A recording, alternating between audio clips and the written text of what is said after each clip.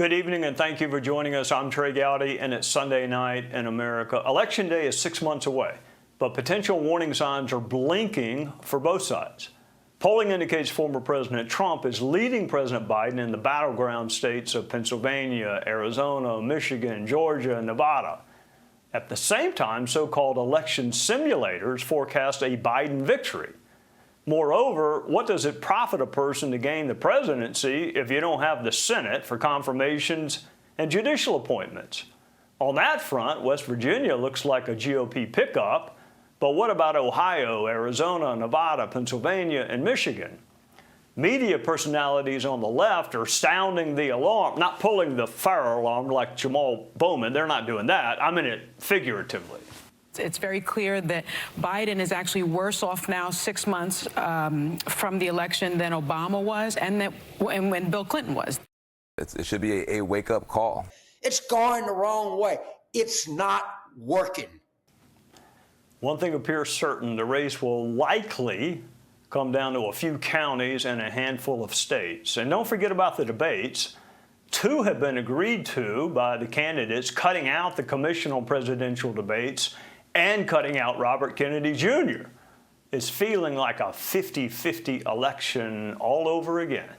Joining us are 2 political experts, Fox News contributor and townhall.com editor Katie Pavlich, and former DNC deputy press secretary and strategist Jose Aristimuno. Welcome to you both. Katie, the polling looks encouraging in parts for Trump, but there's this lingering vote for Nikki Haley. So my question to you, does Trump need those votes to win or perhaps to build something resembling a mandate? And is there a plan to attract those reticent voters? Well, it wouldn't hurt to have those Haley voters, that's for sure. But Donald Trump is in a position where he has most of his base completely locked up, and he's actually pulling demographics away from Democrats. Joe Biden is in a position where his coalition is actually seeing a lot more fractures than the Republicans. I've talked to a couple of Nikki Haley voters. They say they wouldn't vote for Trump even if she were the vice presidential pick, for example. But a lot of Republicans are going to look at the contrast here with Joe Biden and Donald Trump and the fact that their inflation rate is, everything is 20% more expensive. They feel like the world is on fire, and they'll come home to the Republican Party. So Donald Trump is able to get those votes from black voters, Hispanic voters. It doesn't have to be significant percentages for him to beat Joe Biden in a number of these swing states, but also maybe some states that aren't necessarily in play right now, but could be in a couple of months. All right, Jose, to Katie's point, polling does indicate that President Biden is struggling with constituencies that once seemed reliable. So first of all, do you believe that? And similar to what I asked Katie, I mean, college campus protesters are not going to vote Republican, but they may stay home. So does Biden have an enthusiasm problem? And is he, as Katie suggested, fighting to keep traditionally reliable constituencies on board? Trey, thanks for having me on. And look, it's a great question. I think first and foremost, we have to recognize and be very careful to not overreact to polls, whether they're going for you or against you. We take ourselves back to 2016 when Hillary Clinton was winning the night before the election. Every single poll in America said she was going to be the next president of the United States, and she wasn't. Right? We know that she lost. So I would advise folks to be very careful, even on my side, Democrats, to even on the polls that look good for us. Right? That doesn't mean people should still come out and vote. The president should continue to travel the country, talking to the American people and say, look, make the case that I'm fighting for your future, I'm helping this economy, even though I'm not done yet, right? We know prices are still too high in the grocery store, and the president recognizes that, but he's brought inflation down from 9% to 3%. So he's going in the right direction. And you got a point, my advice would be point to the other guy. I'm fighting for your future. And the other guy on the other side, Donald Trump, is consumed by his past. He doesn't care about you. He cares about his case. He cares about legal fees and not the American people. Well, all right, that Trey, sets up perfectly for. All right, I'll let you jump in. I just think with these debates now that we have coming with Joe Biden and Donald Trump, we're going to see a lot of lying about inflation. My colleague on the other side of the aisle just said that inflation, Joe Biden took it down from 9% to what it is now.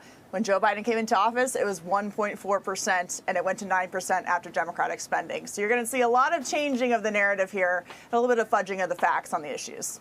Well, let me just say this about politics in general. I wish I sold polygraph machines. Particularly for political debates, because oftentimes those are fact-free zones. But I do want to get into the debates, Katie, and I'm going to start with you, and then, Jose, I'm going to ask you. One would think a country that can split an atom and land something on Mars could come up with a constructive debate structure. But I'm not sure we have one. So what do you think of the two debates? One is what, like in a week? And then another one later on in the fall. I mean, how would y'all structure a debate worthy of a country like ours? Katie, you go first, and then you, Jose.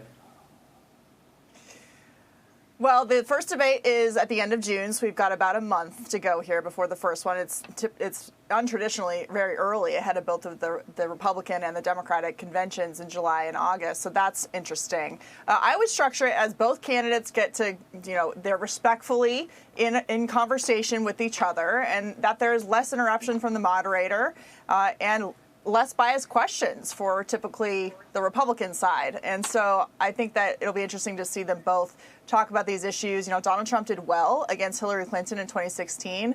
I think it was a toss-up against Joe Biden the first time in 2020. And so I think people are setting expectations very low for Joe Biden, which is probably a mistake, because if you set the bar on the ground, he's going to step right over it. Jose, do you agree with the decision? Let me add this, and maybe Katie and I agree with Katie. Maybe Katie and I should run the debate commission moving forward. But look, joking aside, I do think it's important that they're both going to debate. I think there was a lot of talk that Joe Biden is not going to debate, and he's not, he's too old to debate. All this nonsense, and I'm happy that he brought the ball is in Donald Court's court, as they say. They're both going to debate very early. I do like the fact that they're going to mute each other's microphones when each of them is speaking. That way, it's not a shouting match, and people can actually go in depth into each of these topics. Now, but looking historically, looking at past elections, Trey, we know that debates don't move the needle all that much when it comes to voters, right? I do think it's important, and I do think they need to happen, but I don't think they'll make a whole lot of difference come November. All right, before I let you go, I have to get y'all both to react. I mean, every now and again, something happens that makes me miss the British monarchy. And it actually happened last night during an oversight committee markup. I mean, people say, do you miss Congress? I miss the British monarchy after I watch legislators talk about fake eyelashes and physiques. I mean, it's just not worthy of a nation like ours. Katie, so, I mean, number one, why do they do it? And then, Jose, I'll get you to weigh in, too. And I mean, don't you think surely voters don't want that, do they? Those ad hominem, like, personal insults? I'll let y'all take us to the break with last night's oversight hearing.